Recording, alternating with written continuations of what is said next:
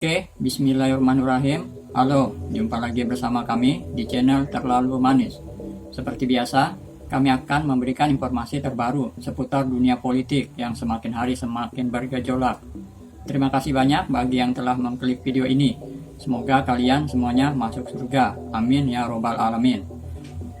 Semakin panas saja, pemerintah melalui Menteri SDM Bahlil Lahadalia menyatakan Presiden Prabowo Subianto telah menyetujui pencampuran 10% etanol ke BBM Pertamina guna mengurangi impor dan menciptakan bahan bakar lebih ramah lingkungan, ungkapnya.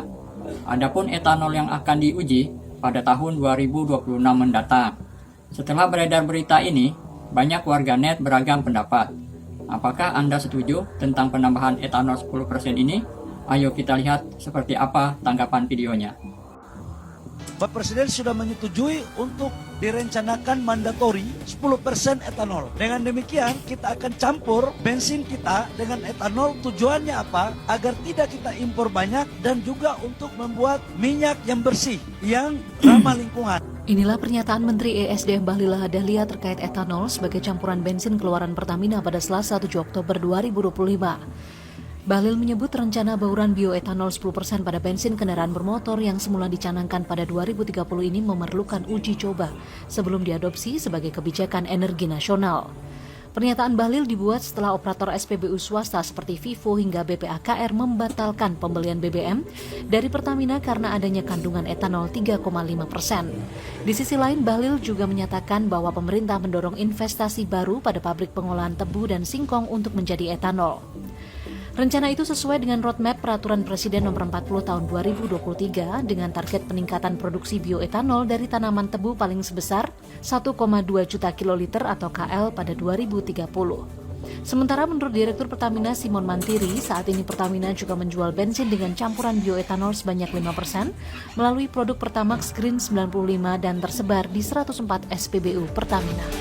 Gue tuh heran ya, ini Bahlil bikin heboh mulu. SPBU swasta kan gak jadi deal ya beli BBM dari Pertamina karena ternyata ada kandungan etanol 3,5%. Terus gak lama bakal ada peraturan dari pemerintah BBM wajib dicampur sama etanol sebanyak 10%. Gue bakal fair di sini. Statement Bahlil itu tidak sepenuhnya salah karena memang udah banyak hasil studi yang berkesimpulan BBM campur etanol itu lebih ramah lingkungan. Dan bahan baku etanol ini adalah bahan biologis yang dapat diperbaharui kayak singkong, jagung, tebu yang which is di Indonesia banyak. Di Amerika, Kanada, Australia, BBM campur etanol ini udah dipakai. Tapi di satu sisi, BBM campur etanol ini ya lebih boros, artinya pengeluaran rakyat bertambah. Terus bersifat korosif juga, bisa merusak komponen kendaraan. Beberapa mobil udah ada yang dibuat untuk ramah etanol, tapi masih banyak juga yang belum. Masyarakat di Indonesia itu didominasi oleh kelas menengah ke bawah. Boro-boro punya mobil canggih, mayoritas aja masih pakai motor. Jadi, kalau BBM campuran ini diimplementasikan dalam waktu dekat, ini bakal nyusahin banget, nambah beban lagi-lagi kelas menengah ke bawah yang kena. Cara ide memang oke, tapi bertahap pak. Penyakit pemerintah tuh gerasa-gerusu anjir, terus eksekusinya berantakan. Sama kayak awal tahun tuh, pembatasan distribusi gas LPG. Niatnya baik gitu, biar harganya gak bengkak. Tapi eksekusinya, Ini yang pada nyinyir ke Menteri SDM kita Bahlil Lahadalia gara-gara kebijakan yang mewajibkan 10% etanol buat campuran BBM. Ini pada kenapa sih? Harusnya tuh kalian bersyukur. Ini menteri tuh visioner banget. Karena pikirannya tuh udah menembus cakrawala langit dan bumi, dunia dan akhirat. Dia tuh udah tahu kalau bumi kita tuh udah gak baik-baik aja. Udah mulai global warming, panasnya udah mulai gila. Makanya dia punya solusi tuh gimana caranya masyarakat nggak pakai kendaraan pribadi terus. Caranya kayak gini, bikin kebijakan campur BBM pakai etanol. Biar kendaraan banyak yang rusak, banyak yang mogok. Jadi masyarakat bakal beralih ke transportasi umum. Bener-bener visioner menteri kita satu ini. Menteri SDM ya teman-teman ya. Dia bikin seolah-olah hanya ada dua pilihan gitu. Lo pakai etanol 10% dan lo cinta lingkungan, dan nggak pakai etanol atau konsentrasi etanol yang kecil gitu ya. Artinya lo anti lingkungan, lo pro impor BBM, lo tidak nasionalis gitu. Ini adalah contoh sesat pikir yang dinamakan dengan false dilemma atau dilema palsu. Seakan-akan hanya ada dua pilihan, padahal mah banyak opsi. Masih banyak opsi lain yang bisa dicari. Tapi ya begitulah ya, opsinya dihilang-hilangkan supaya yang itu terlihat benar. Kata-kata yang indah sekali ya, campur etanol 10% untuk mengurangi ketergantungan impor dan biar ramah lingkungan, Gen Z gitu.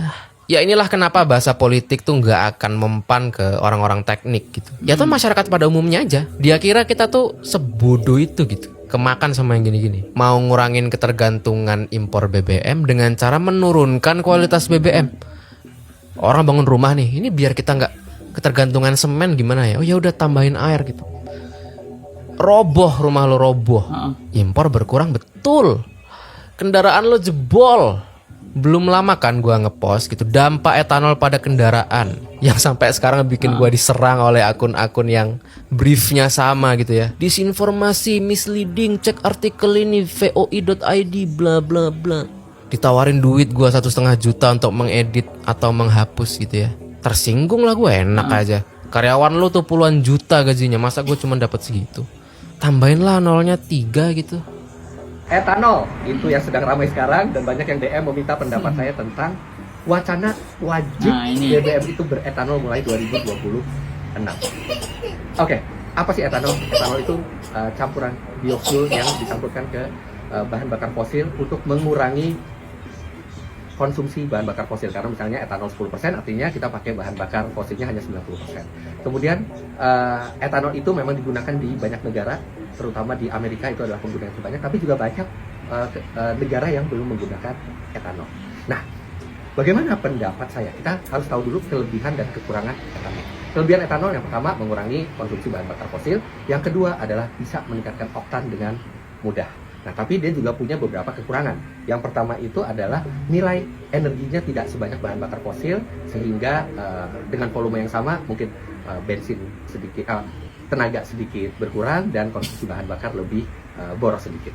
Kemudian yang kedua kelemahannya adalah sifat dasar etanol itu adalah menyerap air dari atmosfer. Jadi kalau untuk negara-negara seperti Indonesia yang sangat lembab, itu dia bisa banyak menyerap air dan kita tahu air itu korosif, makanya etanol dibilang lebih korosif ke mesin. Nah, apakah etanol aman digunakan? Ya, aman asal mesin yang kita pakai memang sudah dirancang untuk menggunakan etanol. Artinya mesin itu sudah memiliki metal di jalur bahan bakarnya sampai ke ruang bakar yang lebih tahan. Yang penting mesinnya sudah bahan bakar yang kita gunakan memiliki aditif yang sudah dirancang dari awal untuk dicampur dengan base fuel yang memiliki etanol. Nah, kalau kita lihat berita-berita kemarin itu kan SPBU swasta menolak etanol yang ada di base fuel. Itu kemungkinan besar karena aditif yang mereka miliki, aditif yang dari awal dirancang untuk base fuel yang tanpa etanol.